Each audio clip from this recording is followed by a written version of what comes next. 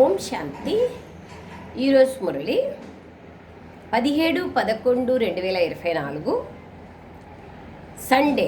అవ్యక్త బాబ్దాదా గారి మధుర మహావాక్యం 30/11/2002లో బాబా నడిపించారు.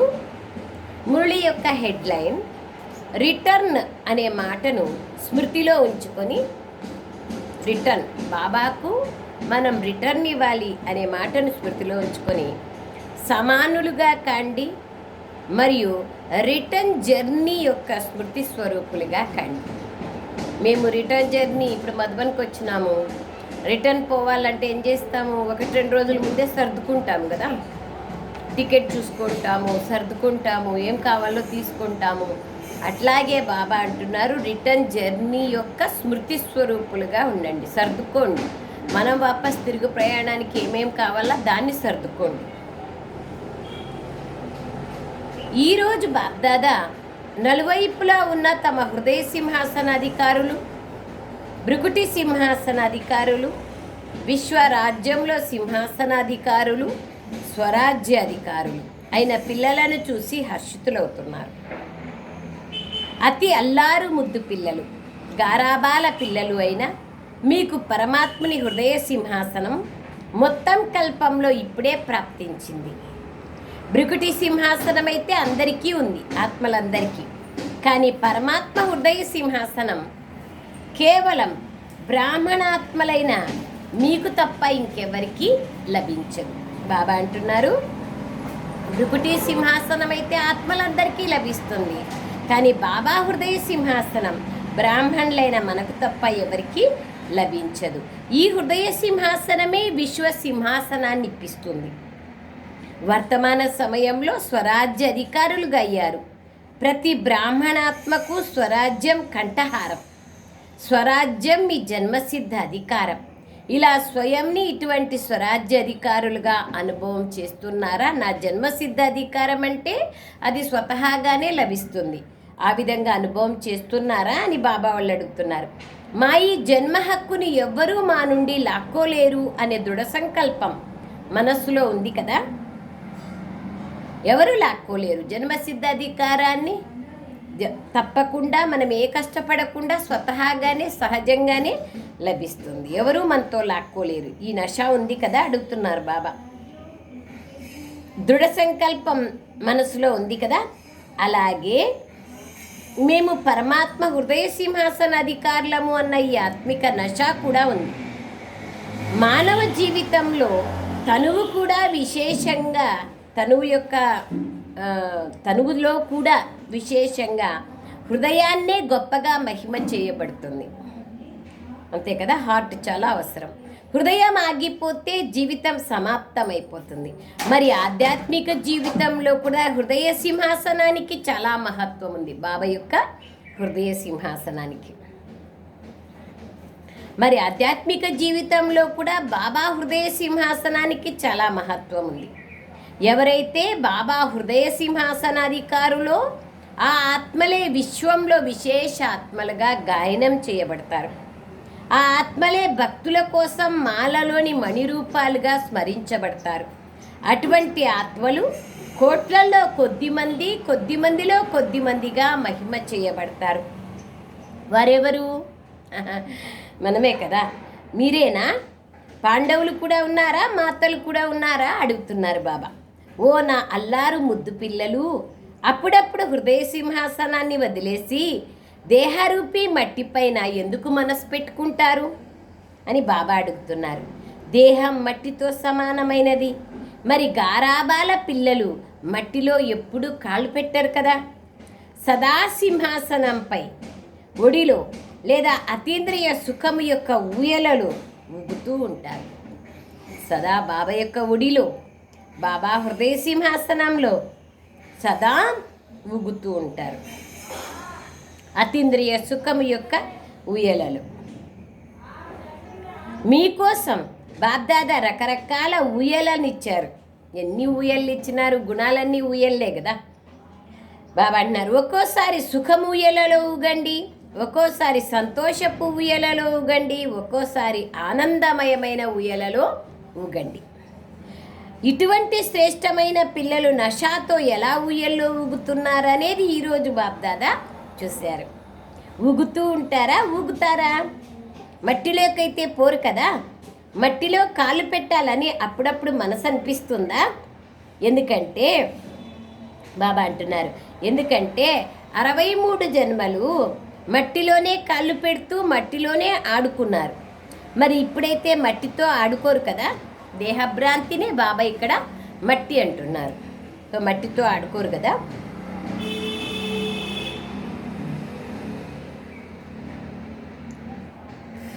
అప్పుడప్పుడు మట్టిపైకి కాళ్ళు పోతాయా? పోవు కదా, అప్పుడప్పుడు పోతూ ఉంటాయా? దేహభ్రాంతి ఉన్నా కూడా అది కూడా మట్టిలో కాలు పెట్టినట్లే కదా. వికారాలు వద్దులే, దేహభ్రాంతి లేక రావడం కూడా మట్టిలో కాలు పెట్టినట్లే కదా. అప్పుడప్పుడు పోతూ ఉంటాయా? దేహాభిమానం అనేది చాలా లోతైన మట్టిలో కాలు పెట్టడం లాంటిది. దేహభానము అనగా దేహభ్రాంతి అనగా బాడీ కాన్షియస్నెస్లో ఉండడం కూడా మట్టినే. సంగమ సమయంలో ఎంత ఎక్కువలో ఎక్కువగా సింహాసనాధికారులుగా ఉంటారో అంతే అర్ధకల్పం సూర్యవంశానికి చెందిన రాజధానిలో ఉంటారు. మరియు చంద్రవంశంలో కూడా సూర్యవంశానికి చెందిన రాజవంశంలో ఉంటారు. బాబా ఏమంటున్నారు? రెండు, సూర్యవంశము చంద్రవంశం రెండు కూడా బాబా అంటారు సింహాసన అధికారులుగా ఉంటారు. సో బాబా చెప్తున్నారు, అంతగానే అర్ధకల్పం సూర్యవంశానికి చెందిన రాజధానిలో ఎక్కువగా సింహాసన అధికారులుగా ఉంటారు. సూర్యవంశానికి చెందిన రాజధానిలో ఉంటారు మరియు చంద్రవంశంలో కూడా సూర్యవంశానికి చెందిన రాజవంశంలో ఉంటారు. ఒకవేళ ఇప్పుడు సంగమ యుగంలో అప్పుడప్పుడు సింహాసన అధికారులుగా ఉంటే సూర్యవంశానికి చెందిన రాయల్ కుటుంబంలో కూడా అంతగానే కొద్ది సమయమే ఉంటారు. సింహాసన అధికారులుగా అయితే ఒకరి తర్వాత ఒకరు ఉంటారు, కానీ సదా రాయల్ కుటుంబంలో రాజ్యవంశం యొక్క సంబంధంలో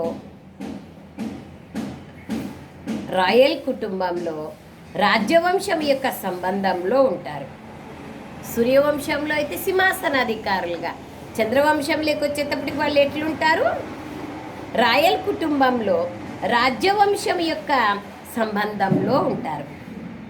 కనుక సంగమ యుగం యొక్క ఆది సమయం నుండి ఇప్పటి వరకు 10 సంవత్సరాల వాళ్ళైనా 50 సంవత్సరాల వాళ్ళైనా 66 సంవత్సరాల వాళ్ళైనా ఎప్పటి నుండి బ్రాహ్మణులుగా అయ్యారో అప్పటి నుండి ఆది నుండి ఇప్పటి వరకు ఎంత సమయం హృదయ సింహాసన అధికారులుగా స్వరాజ్య అధికారులుగా ఉన్నారు అనేది బాబా చూస్తున్నారు.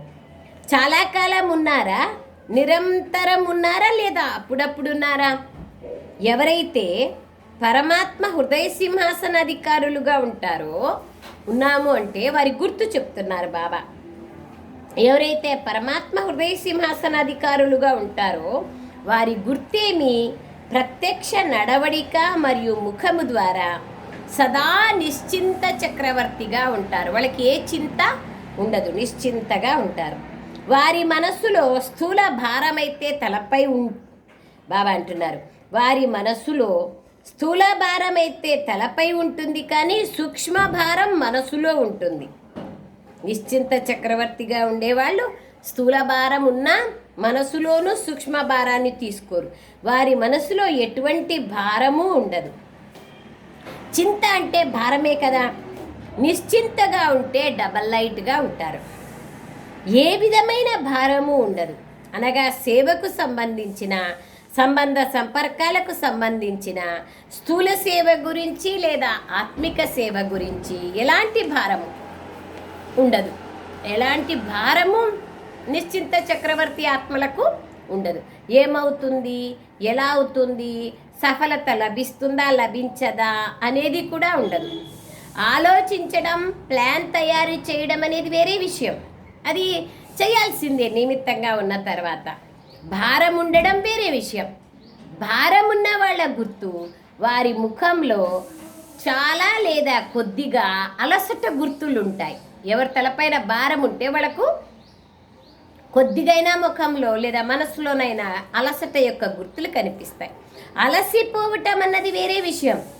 అలసటకు చెందిన గుర్తులు కొద్దిగా ఉన్నా కూడా ఇది కూడా భారానికి గుర్తే. నిశ్చింత చక్రవర్తులుగా ఉండడం అంటే సోమర్తనంగా ఉండడం కాదు. కొంతమంది ఎవరు ఏది బాధ్యత తీసుకోకుండా నిశ్చింతగా ఉంటారు, దాన్ని నిశ్చింత చక్రవర్తిగా ఉండడం అన్నారు బాబా. బాబా ఏమంటున్నారు? నిశ్చింత చక్రవర్తిగా ఉండడం అంటే అన్ని కార్యవ్యవహారాలు నిర్వర్తిస్తూ నిశ్చింతగా ఉండడం, సోమర్తనంతో ఉండడం కాదు. సోమరులుగా ఉంటారు కానీ అనడమైతే మేము నిశ్చింత చక్రవర్తులుగా ఉన్నామంటారు. సోమర్తనం అనేది చాలా మోసగిస్తుంది.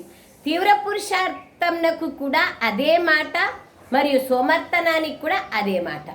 ఏమాట? తీవ్ర పురుషార్థులు అన్నీ చేస్తూ నిశ్చింతగా ఉన్నామంటారు, సోమరులు నిశ్చింతగా ఉన్నామంటారు.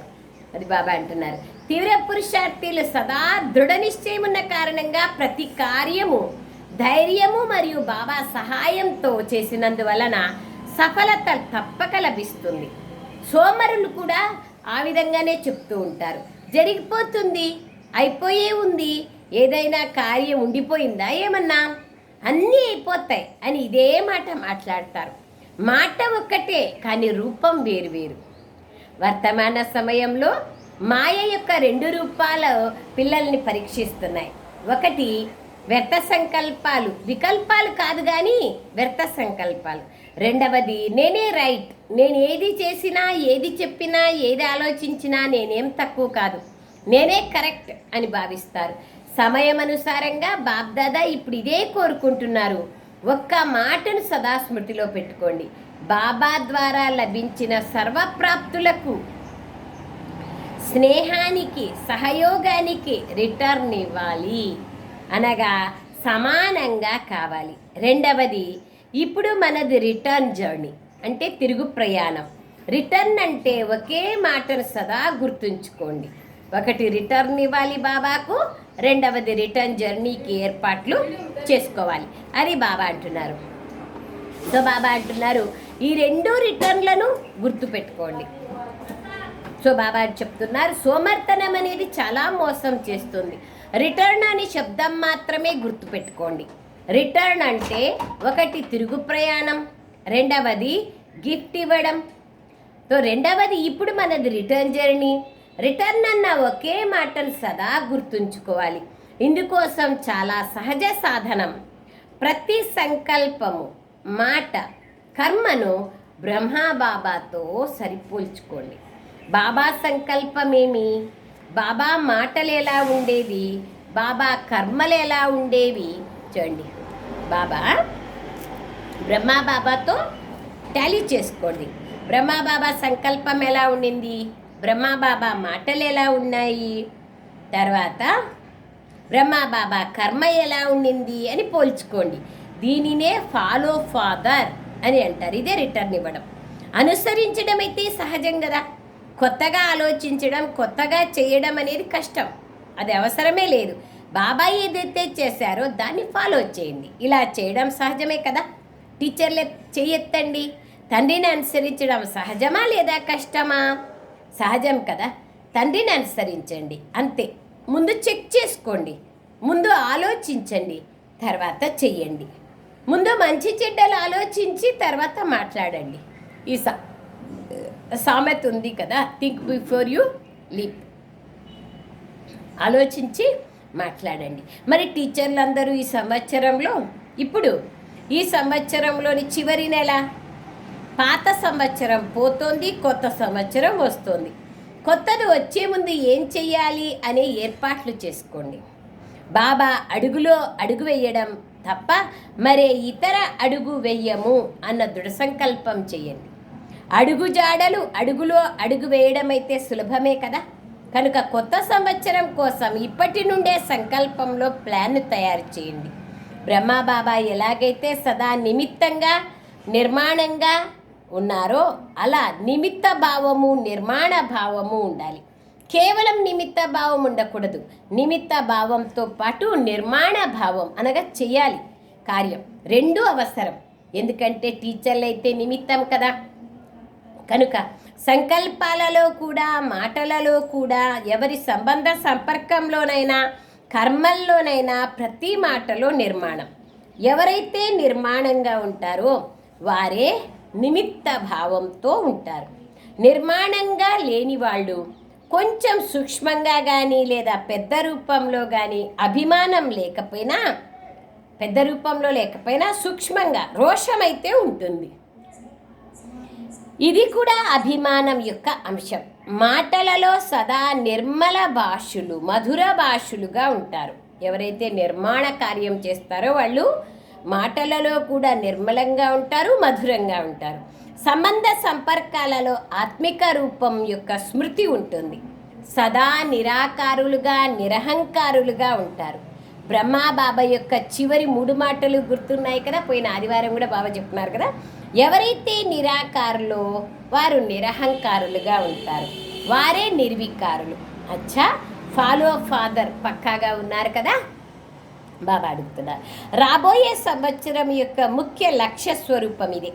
ఈ 3 మాటలు నిరాకారి మనస మరియు వాచ, అహంకారి కర్మణ, నిర్వికారి. ఈ అంశము కూడా వీటి యొక్క బాబా అంటారు ఈ స్థితిలో ఉండాలి. వికారాల అంశము కూడా ఉండకూడదు. పైనవైతే స్థూలమైనవైతే సరిపోయినాయి, కానీ వాటి అంశము కూడా ఉండకూడదు. ఎందుకంటే అంశమే మోసం చేస్తుంది. ఫాలో ఫాదర్ అన్నదాని అర్థమే ఈ 3 మాటల్ని సదా స్మృతిలో ఉంచుకోవడం. సరేనా? డబల్ విదేశీయులు లేచి నిల్చోండి. మంచి గ్రూప్ వచ్చింది.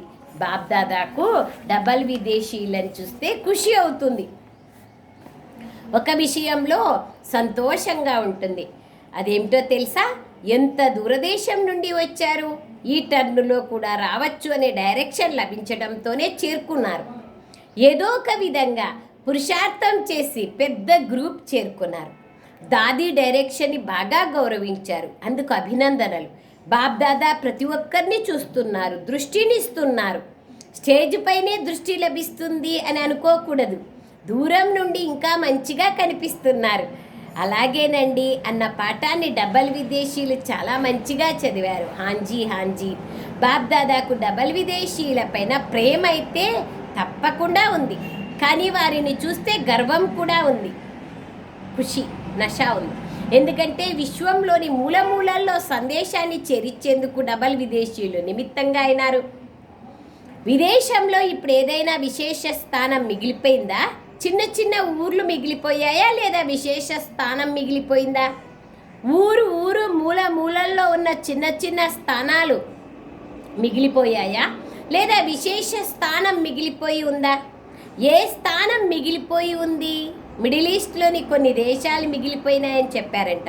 అయినా కానీ చూడండి, ఈ గ్రూప్ ఏదైతే వచ్చిందో ఎన్ని దేశాల నుండి వచ్చిన గ్రూప్ ఇది. అయినా కూడా విశ్వంలోని అనేక రకరకాల దేశాలలో ఆత్మలైన మీరు నిమిత్తంగా అయ్యారు. ఈ సంగతి బాబాకు తెలుసు. బాబా యొక్క విశ్వ కళ్యాణకారి అనేటువంటి బిరుదుని డబల్ విదేశీయులే ప్రత్యక్షం చేశారు. డబల్ విదేశీయులు బాబా పిల్లలు కాకపోతే శివబాబాకి విశ్వ కళ్యాణకారి అనే టైటిల్ ఉండదు కదా. అందుకోసం బాబా అంటున్నారు, ప్రత్యక్షం చేశారు. ఎప్పుడూ బాబా ఇది చెప్తూనే ఉంటారు. ప్రతి ఒక్కరూ తమ తమ స్థానాలలో తమ పురుషార్థంలో మరియు సేవలో స్వౌన్నతి చెందుతున్నారు మరియు సదా ఉన్నతి అవుతూ ఉంటారు. సఫలతా నక్షత్రాలే కదా కుమారులతో. మధుబనానికి చెందిన కుమారులు కూడా ఉన్నారు. కుమారుల సంఖ్య ఎంత ఉందో చూడండి, సగం క్లాస్ కంటే పైనే ఉంది. ఇప్పుడు మీరు సాధారణ కుమారులు కాదు. ఎటువంటి కుమారులు? బ్రహ్మ కుమారులుగా అయితే ఉన్నారు. బ్రహ్మకుమారుల విశేషత ఏమి? ఎక్కడ అశాంతి ఉన్నా అక్కడ శాంతిని వ్యాపింపచేసే శాంతి దూతలు మీరు. మనసులో అశాంతి ఉండదు, బయట అశాంతి ఉండదు. కుమారుల పనే కష్టాన్ని సహజం చేయడం, కష్టమైన పనిని చేయడం. కష్టపడే వ్యక్తులుగా ఉంటారు కదా.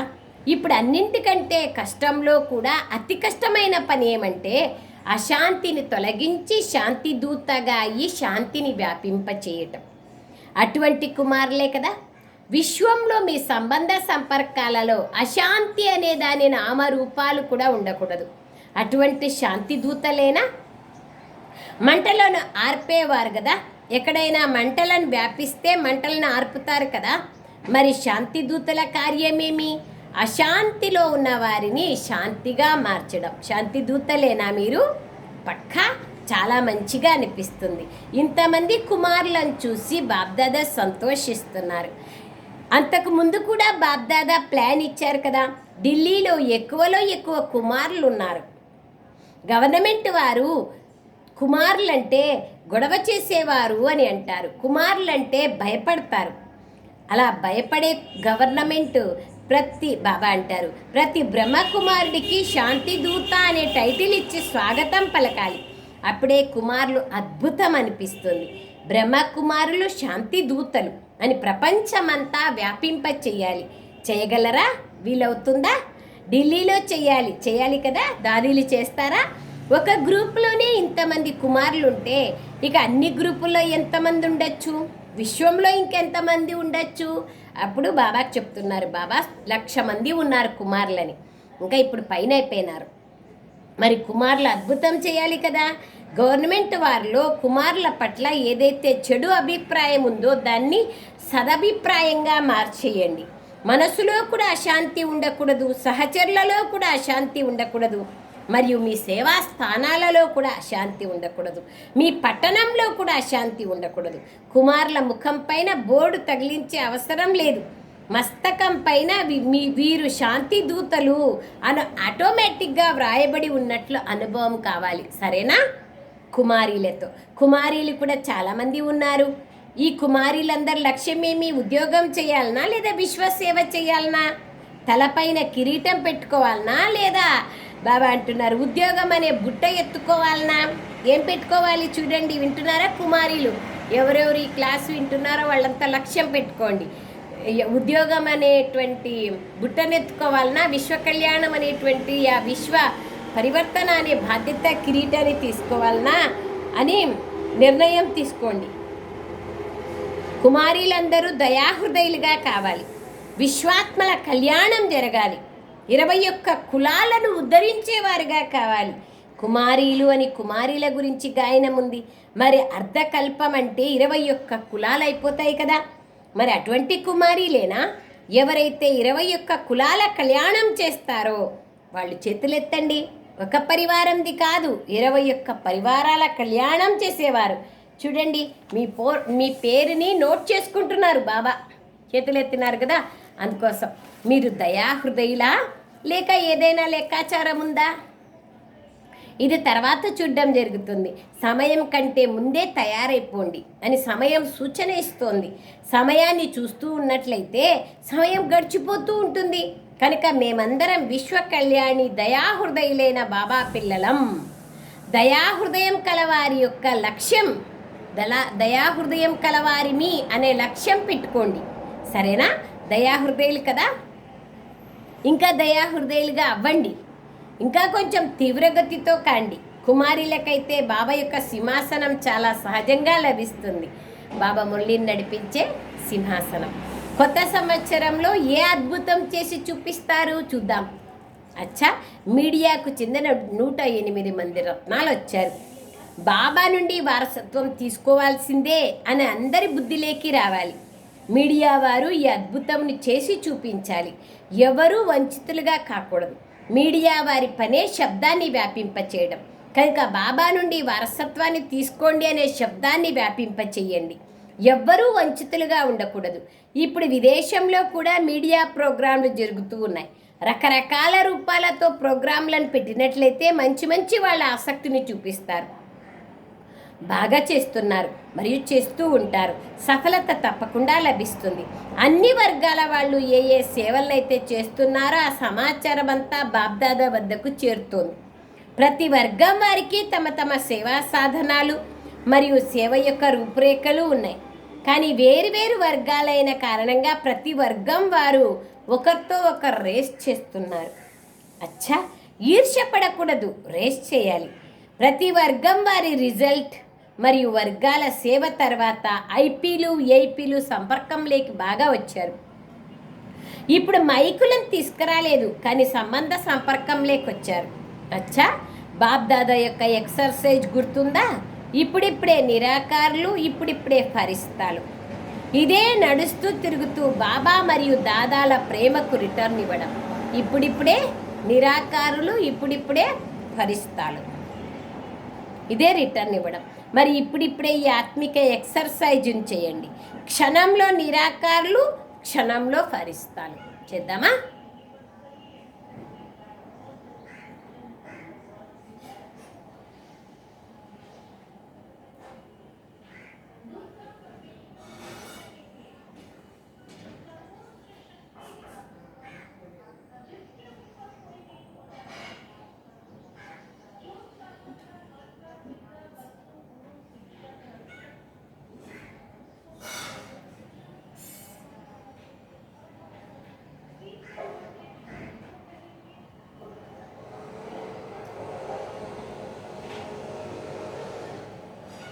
ఓం శాంతి. అచ్చా, నడుస్తూ తిరుగుతూ చేసే ఈ ఎక్సర్సైజ్ మొత్తం రోజంతటిలో బాబా స్మృతి సహజంగా తీసుకొస్తుంది. అచ్చా, నలువైపులా ఉన్న పిల్లల స్మృతి అన్ని వైపుల నుండి బాబ్దాదాకు చేరుకుంది. మా స్మృతినివ్వండి, మా స్మృతినివ్వండి అని పిల్లలు ప్రతి ఒక్కరూ భావిస్తారు. కొందరు లెటర్ ద్వారా పంపిస్తారు, కొందరు కార్డుల ద్వారా పంపిస్తారు, కొందరు నోటి ద్వారా చెప్తారు. కానీ బాబ్దాదా నలువైపులా ఉన్న పిల్లల ప్రతి ఒక్కరిని నయనాలలో ఇముడ్చుకొని స్మృతికి రిటర్న్గా 1,000,000 రెట్లు ప్రియ స్మృతులను ఇస్తున్నారు. ఇప్పుడు సమయం ఎంతైనా కానీ అందరి మనస్సుల్లో మధుబనము మరియు మధుబన బాబా ఉండడాన్ని బాబ్దాదా చూశారు. 3 సింహాసనాలకు అధికారులు, స్వరాజ్య అధికారులు అయిన నలువైపులా ఉన్న పిల్లలకు, సదా బాబ్దాదాకు రిటర్న్గా బాబా సమానంగా అయ్యే పిల్లలకు, సదా రిటర్న్ జర్నీ యొక్క స్మృతి స్వరూపులైన పిల్లలకు, సదా సంకల్పాలు, వాణి మరియు కర్మలలో ఫాదర్ చేసే పిల్లలకు, ప్రతి ఒక్కరికి బాబ్దాదాల యొక్క చాలా చాలా చాలా ప్రియ స్మృతులు మరియు నమస్తే. हम रूहानी बच्चों की रूहानी माता पिता बाप दादा का याद प्यार गुड मॉर्निंग और नमस्ते नमस्ते नमस्ते बाबा, नमस्ते. థ్యాంక్ యూ బాబా. వరదానం: సర్వాత్మలలో తమ శుభభావన అనే బీజాన్ని వేసే మాస్టర్ దాతలుగా కండి. వివరణ: ఫలాల కోసం ఎదురు చూడకుండా మీరు మీ శుభభావన అనే బీజాన్ని ప్రతి ఆత్మలో వేస్తూ పోండి. సమయం వచ్చినప్పుడు ఆత్మలందరూ మేల్కోవాల్సిందే. ఎవరైనా అపోజిషన్ చేసినా కానీ మీరు దయాభావనను వదలకూడదు. ఈ అపోజిషన్లు, అవమానాలు, నిందలు ఇవన్నీ ఎరువుగా పనిచేస్తాయి, ఇంకా మంచి ఫలాలు వెలువడతాయి. ఎంతగా నిందిస్తారో అంతగా పొగుడతారు భవిష్యంలో. కావున మాస్టర్ దాతలుగా ఈ ప్రతి ఆత్మకు మీ వృత్తి ద్వారా, వైబ్రేషన్ల ద్వారా, వాచా ద్వారా దానం చేస్తూ పోండి.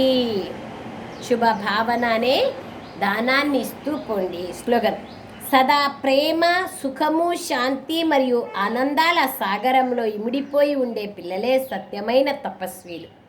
సుఖము, శాంతి, ప్రేమ, ఆనందం ఈ యొక్క సాగరంలో ఇమిడిపోయి ఉండే పిల్లలే సత్యమైన తపస్వీలు. తపస్య ద్వారా గుణాల యొక్క అనుభవం అవుతుంది కదా. అచ్చా, Om Shanti. Thank you Baba, thank you.